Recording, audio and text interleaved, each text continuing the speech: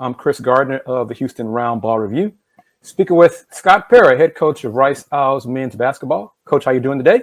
I'm doing great, Chris. Thanks for having me. My pleasure. All right, let's get right into it. I think summer recruiting has ended. How did it go? Did you see a lot of talent, a lot of potential Rice Owls you liked? How was it? And what city did you visit? Well, first of all, it went great. We are, really, really excited about the group of kids that we are recruiting. I was in multiple places, trying to think Dallas and Atlanta and Kansas City and trying to think where I ended up. But we were all over the country looking at guys that we think fit us, and especially the excitement of moving into the new league for their freshman year. So things are really good right now, and we're anxious for hopefully to get some good kids on campus here this fall. Are you looking to maintain and continue Greenlight U? Oh yeah. We have fun with that, but our guys have embraced it. And I think the kids that we do recruit understand why we use that, because of how we play and how we coach. And I think it's attractive, and I think it's been very well received. And Coach, when you on the recruiting trail, are you looking to fill a need or best available player, then just make them fit as it goes? Yeah, because how rosters are changing and evolving so much differently now, that gets really hard. I mean, there's certain things we look for, and try and target, and so that's the best I can say to answer that. But that's what we try and do, and I think year to year that changes. Is it going to be, or how difficult will it be, do you think, in your opinion, in last year in Conference USA and transitioning to a new conference? Any difficulty you foresee in that? No, I don't. I mean, I think it's all exciting. I think it's all kind of been how our program has gone, and we keep moving it forward. We keep getting a little bit better every year.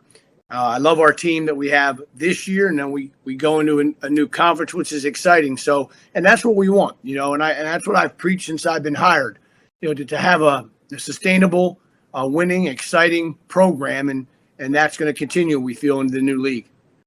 And let's talk about the new league. Rice will join the American Athletic Conference officially July 1st, 2023. Just what are your thoughts, and what are you looking forward to in the AAC? Well, first of all, it's going to be really challenging. I mean, our league in Conference USA is really challenging. And now you add some of the teams, the Memphises and Wichita States and SMUs of the world.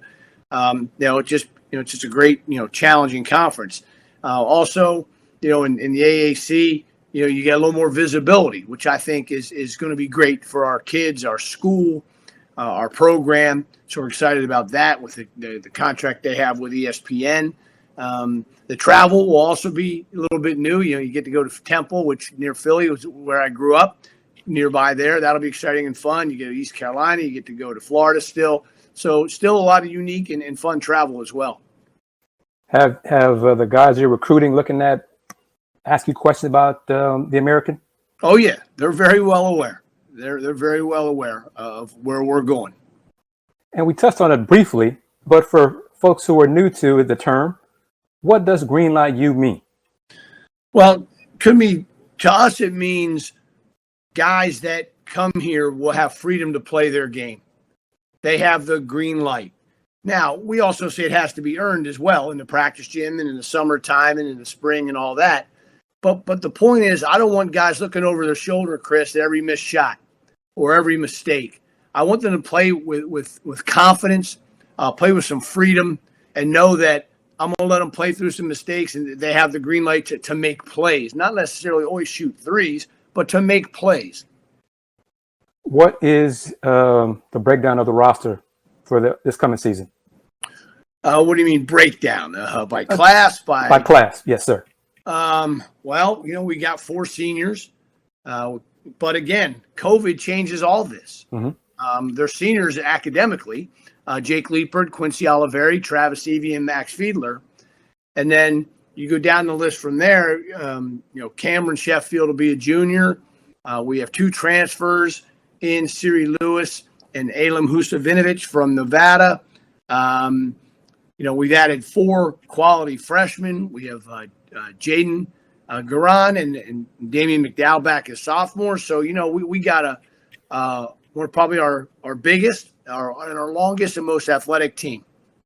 Let's touch on it. I'll ask you about a scouting report of your 4 freshmen. Yeah, so all unique to each other.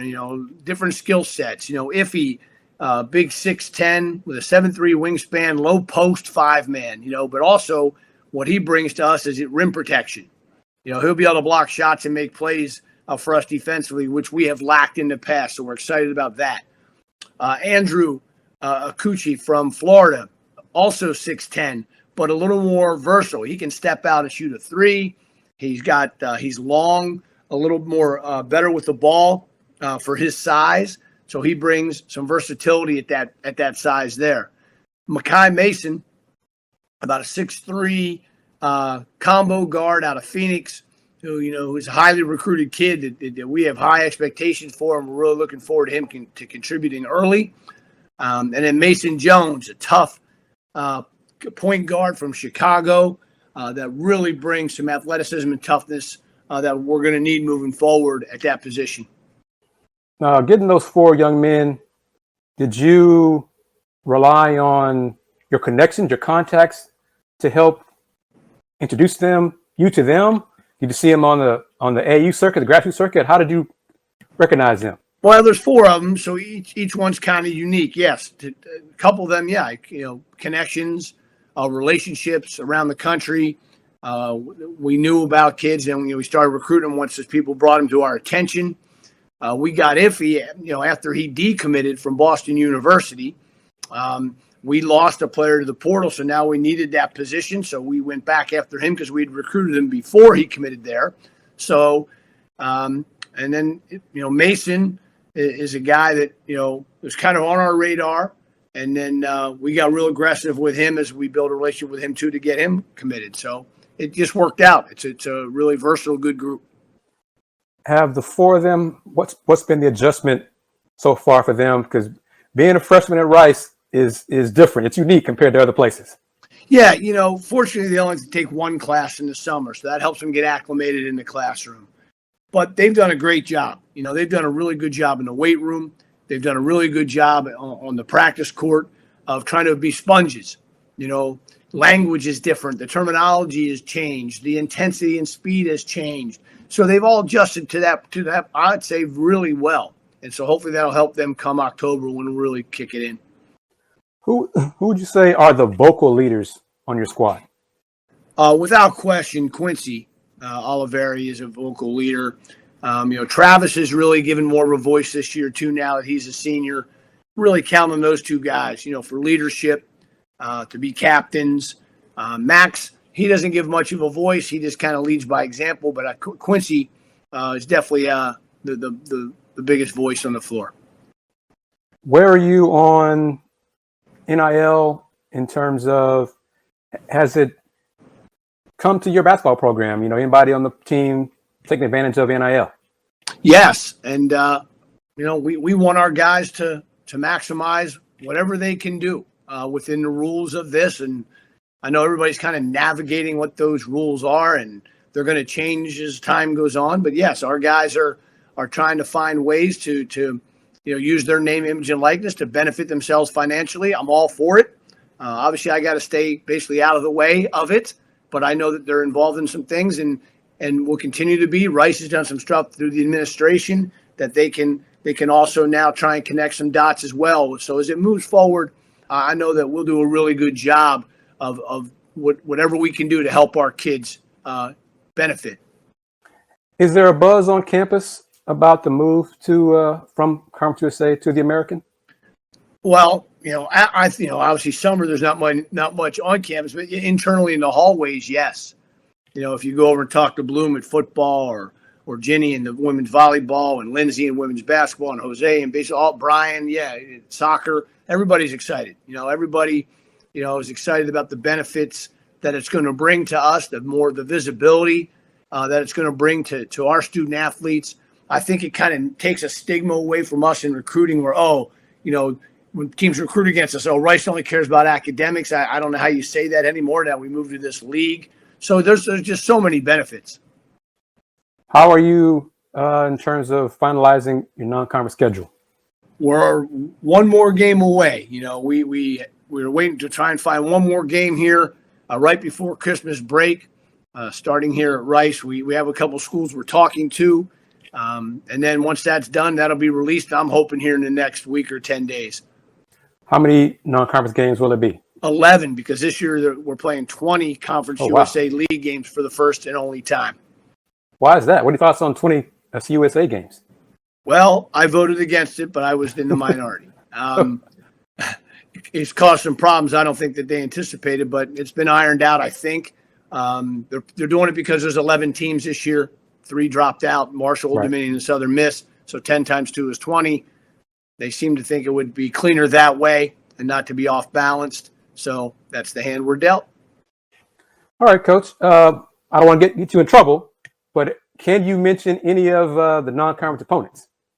Yes. I mean, you know, we're going to do something unique here for the first time and host our own MTE. It's called a multi-team event with 3 teams coming from around, but HBU being involved in that is one of those, which will be fun.